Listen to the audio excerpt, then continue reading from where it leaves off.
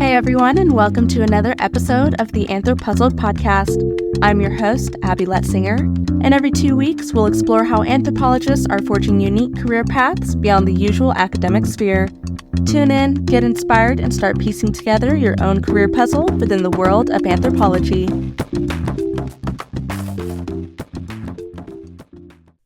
On today's episode, we have Abdul Alyousef. He has a bachelor's from UNSW in construction management and property, a master's from the Australian National University in anthropology, and a master's from SOAS, University of London, in international development. From studying anthropology to consulting on giga projects, Abdul has built his career around one big question: how can culture drive business and development? As the founder of the Seventh Bridge Consulting, he brings fresh perspectives on strategy, heritage, and global expansion. How are you doing today, Abdul? Oh, hello everyone, and thank you, Abby, for the great intro. Yeah, I'm doing very well. Been really excited to come on your pod. I've been a fan for a minute, and first time we've met, I told you, where were you when I was back in uni? So thank you for making this pod happen. I'm really sure that it will help a lot of the high school grads if they're thinking about studying anthro, or also graduate students as well, if they're struggling with a topic or anything, especially in terms of their careers in the future. So yeah, thanks for that, Abby. Of course. So what is it that you do and how is it important in regards to anthropology?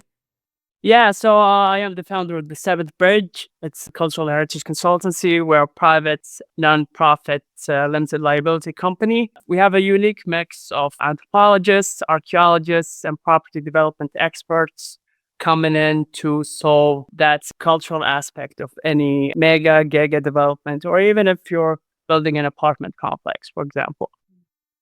Okay. So what does the Seventh Bridge symbolize for you, and how does that philosophy kind of shape how you approach consulting?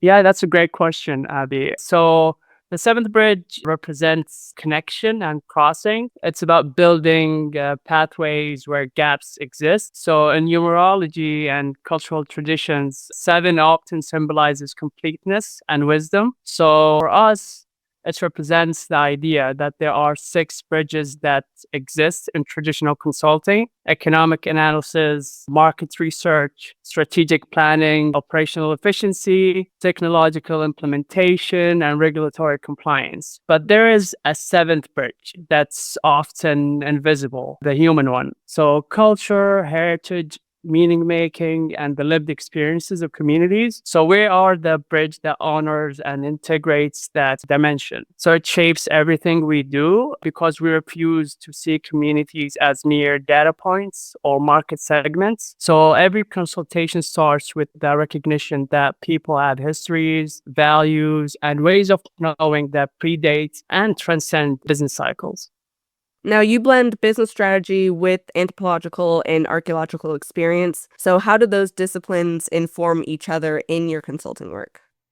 Yeah, so they're actually inseparable when done right, of course. So business strategy without anthropological grounding often fails because it's built on assumptions rather than understanding. Conversely, anthropological insights without strategic business application remain academic exercises. What archaeology teaches us is a deep time, how to read layers, understand context, and recognize patterns across generations. Anthropology teaches us how people actually behave, believe, and organize themselves. So when we combine these with business strategy, we're not just asking what is the market opportunity. We're asking what are the historical, cultural, and social contexts that shape how this community will receive, adopt, or resist this opportunity. So for example, a development project might look economically sound, but if it contradicts deeply held cultural values or disrupts traditional governance structures, it will fail. So our job here is to integrate these truths into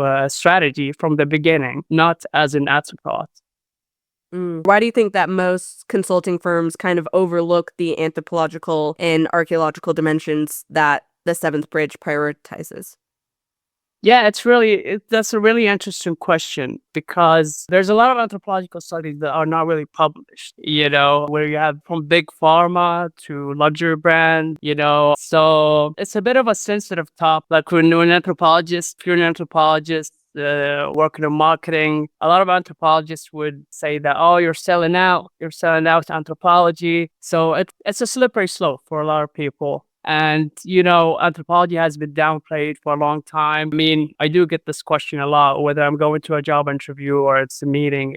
What is anthropology? I mean, or there's also the mainstream definitions don't agree on what is anthropology. You have the American School of Thought. This guy's got those four branches. Meanwhile, you have a university in Austria that does a PhD in sociology and social anthropology. So they've kind of bundled them up in one. So, how is understanding cultural heritage kind of essential to solving like contemporary business and community challenges in the work that you do? That's a great question. So, because every contemporary challenge has historical and cultural roots, so you can't solve an environmental problem without understanding how community has traditionally related to that environment. You can't address economic development without understanding the historical injustices and power structures that shape current qualities. So you can't design technology or policy without understanding the cultural values and social structures that will determine whether people adopt it. So heritage isn't just about the past. It's about understanding how the past shapes present possibilities and constraints. And when you ignore that, you build solutions on a foundation of assumptions rather than understanding. And assumptions fail, and cultural heritage reveals the logic, the reasons why people believe what they believe, organize themselves as they do, and what would genuinely serve their well being rather than impose external values on them. Now, can you share an example of how deep cultural heritage research has changed the outcome of a project you've done?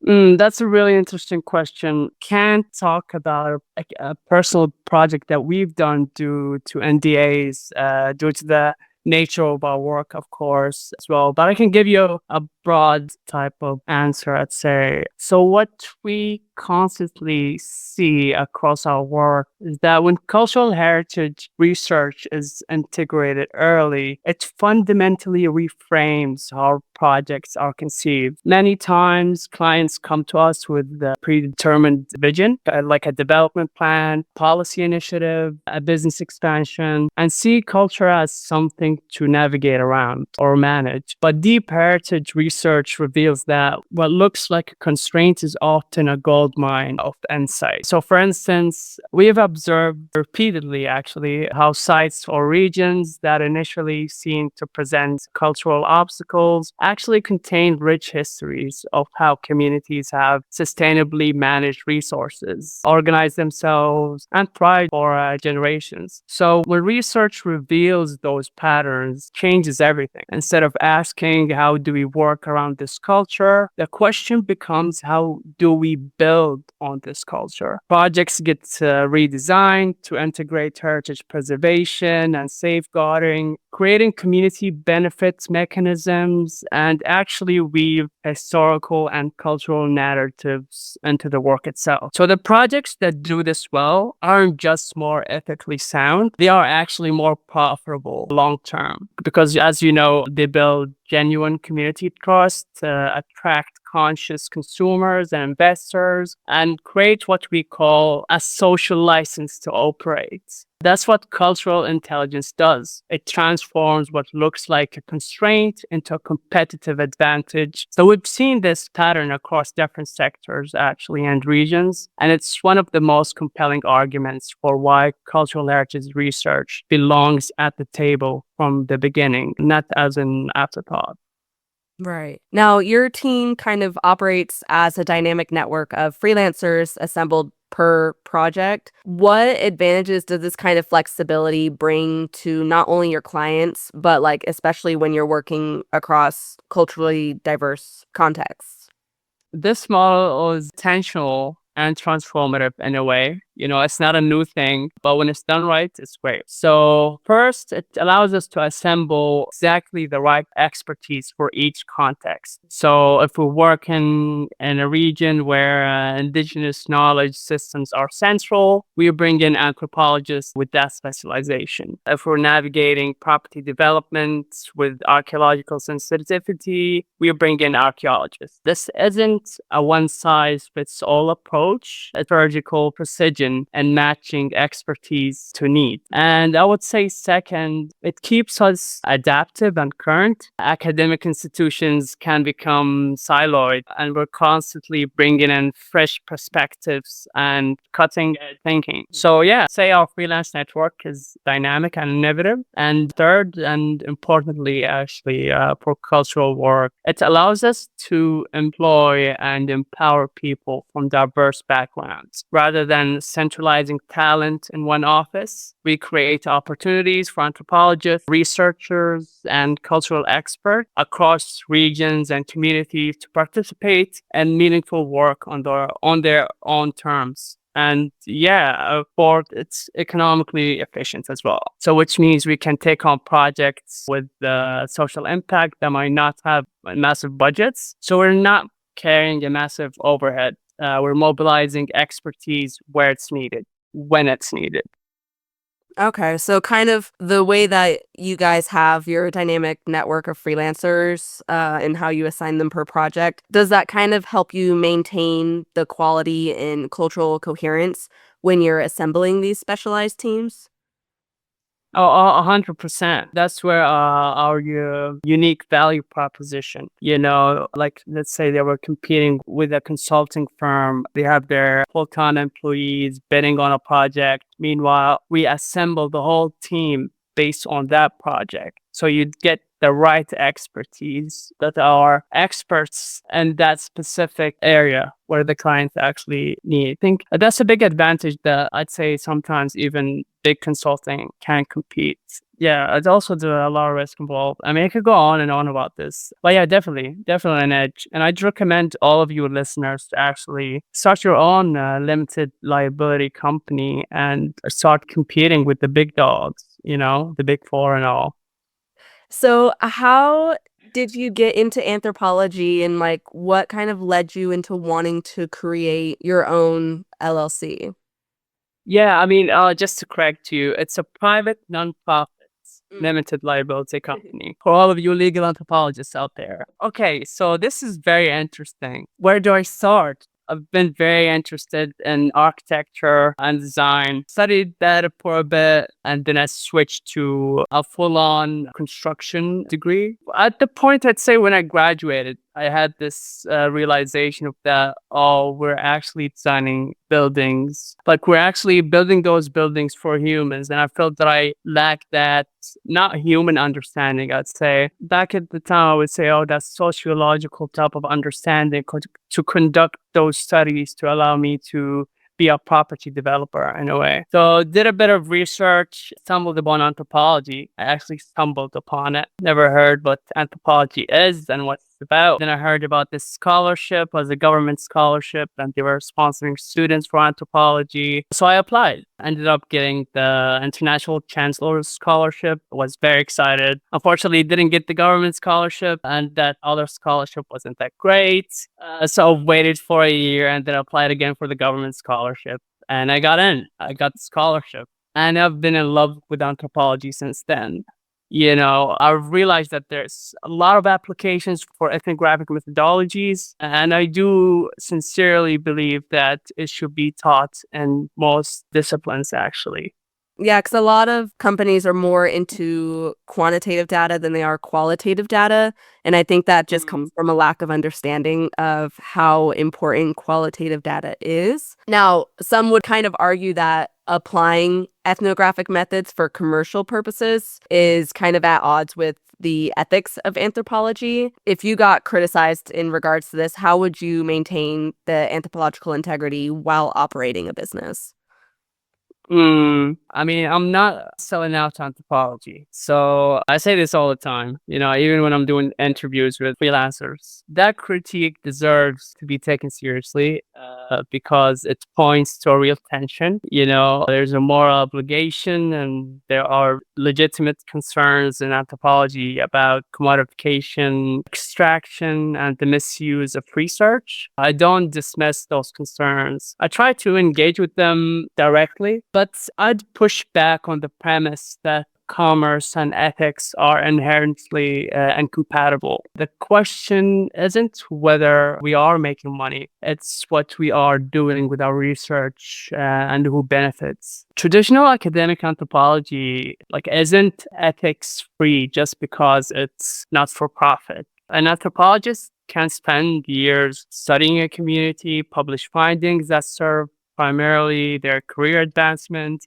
and leave the community with nothing. That's not more ethical than a consultant who generates income while ensuring that research directly benefits the communities being studied. So, what maintains anthropological integrity isn't the absence of profit, it's the presence of reciprocity, respect, and accountability. So at the seventh bridge, we ask ourselves rigorous questions. Are we listening to communities on their own terms, or are we extracting data to fit a predetermined narrative? Are we transparent about our methods and our limitations? Are we creating genuine value for the people we're studying, not just for our clients? Are we accountable to the communities involved, not just to the people paying us?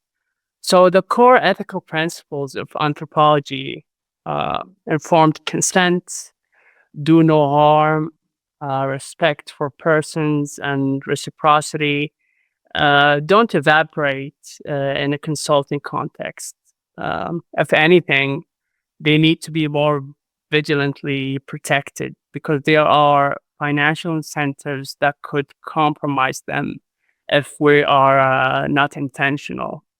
I also want to challenge the assumption that academic work is somehow more pure. What's more ethical, keeping cultural insights confined to peer-reviewed journals that few read, or actively working with communities to apply that knowledge to real challenges they face? The discipline of anthropology exists because we believe that understanding culture matters. So if it matters in theory, it matters in practice. Where I do actually draw the line is this. If a project requires us to compromise our methods, misrepresent findings to please a client, or prioritize profit over community benefits, we don't take it. So that's not performative. That's how you maintain integrity in a business model. So the scholars who critique this work often haven't sat with communities wrestling with the real decisions about development, policy, or heritage preservation. They haven't experienced the frustration of having insights that could genuinely help but being confined to academic channels. So yeah, the seventh bridge exists because I believe anthropology has a responsibility to be useful, not just reflective. And useful work done with integrity is not betrayal of the discipline. It's an evolution of it, actually. That's very well said. I think a lot of individuals, especially the newer generations, are moving away from the traditional restrictive, what is considered ethics of anthropology, and being a little bit more open-minded and having a broader perspective of, how academic research should be used. Because like you said, academic research is generally for those in academia. It's hard for individuals of the general public to gain access or even understand what the individuals are writing about because there's so much jargon that is used. So individuals like yourself who are kind of making your research a little bit more available to communities to provide research and insight, I think is the better way to go about informing the public and kind of spreading basically what anthropologists do and why they're important. Because I feel like the more that we open up as a discipline to the communities, I think it'll be adopted more than it is right now. Because if someone goes into college and says, hey, mom, dad, I'm studying anthropology, they're like, how are you going to make money? What do anthropologists actually do? So I think by, individuals starting companies like you do kind of helps push that narrative more of, anthropologists can do anything. You just have to know how to market yourself to whoever you're applying for. Yeah, 100%. 100%.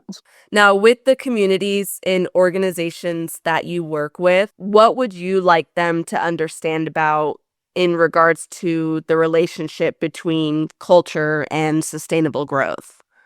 That's an interesting question. I think that they are inseparable. Sustainable growth isn't just about economic metrics. It's about whether a community can grow in ways that honor their values, strengthen their social bonds, preserve what matters to them, and create genuine well-being. So growth that extracts from culture, that disrupts traditions, erases heritage, or forces communities to abandon their way of being is extractive, not sustainable. So I would say true sustainable growth is growth that communities themselves offer. It's growth that integrates rather than replaces, that builds on existing strength rather than imposing external solutions, that respects local knowledge systems alongside contemporary tools. So when organizations understand that culture isn't a constraint to overcome, but a foundation to build on, everything changes. Projects actually work better. Communities engage more authentically. Outcomes are more durable. And honestly, the work becomes more meaningful. So yeah, the seventh bridge exists because I believe that the future is possible, a future where anthropological wisdom isn't confined to universities, where cultural heritage is seen as essential to governance and business, and where communities aren't extractive sites, but collaborative partners. So that's the bridge we're building, one project at a time. Do you feel that getting an anthropology degree has kind of broadened your viewpoint and perspective on the world? Oh, it changed my life. I don't think that I would be me if I haven't done anthropology, honestly. I had a lot of light bulbs in those classrooms. Shout out to Dr. Ta and Caroline. Yeah, I mean, I love all of my professors actually. It's like I found a new meaning, a new lens. Looking back, I would do it all over again, to be honest. And by the way, I'm also considering doing a PhD in anthropology. Oh, wow. So yeah, and I mean, there's not a lot of us out there that actually have that interdisciplinary type of background, academically speaking. But the ones that do and actually like go after it in a way. I mean, I've seen people with MBAs that had an anthropological background and started businesses. They've been killing it. I mean, since I've started my degree, I loved it. Looking back, I would do it all over again. Okay. Now, with you having gone to grad school and looking to go to get a PhD, do you have any words of advice or recommendations to students who might also think about going to get into grad school or a PhD program? Yeah, definitely. It depends on what you want to get out of it. For example, a master's degree, do you want it for a career switch?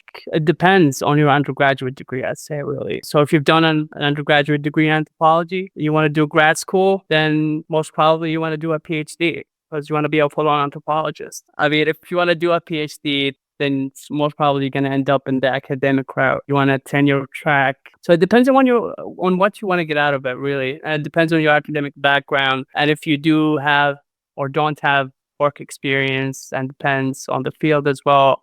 But I'd say consider your options. PhD is not easy. It's a tough decision, especially if you halfway through that PhD, you might not like the topic that you've chosen and you're lost. And it's a hard decision to make. So I'd say there's not an easy answer to this. Just think really hard before you go. Now, Yeah. To our final 4 questions, is there anything we haven't discussed today that you would like the listeners to know about? Yeah, definitely. I would say if you're considering studying anthropology, I would say it's the best degree to understand the world, and especially now that you have AI and a lot of quantitative degrees are not as useful as it used to be in a way. So I think anthropology has never been as important. And yeah, I would encourage anyone to actually pursue an anthropology degree. Don't listen to the haters, but it is actually a very useful degree. I remember there was this anthropology professor that said your anthropology degree would help you to understand the world, but it won't help you to make money. I respectfully disagree because if you do understand the world, you'll figure it out and it'll make that moolah. But yeah, definitely. And I mean, also most it's a very popular degrees for people that want to study medicine. Actually, a lot of them would take the anthropology degree to go to med school in the U.S. So yeah, I mean it's a great degree. I recommend everyone to actually give it a go. And then if you're in Europe, it's 3 years. You could do 3 years, and then you can get a master's in finance. That's 9 months, and then you could do you could do anything you want. So, but yeah, it depends. It depends. But all I can say that anthropology is one of the greatest degrees out there. I'm not bragging. Go read a book or two. Listen to this pod, and yeah, maybe you'll fall in love with it as well. Yeah, of course. Now, is there a piece of advice you'd offer to someone who wants to get into consulting how like you do?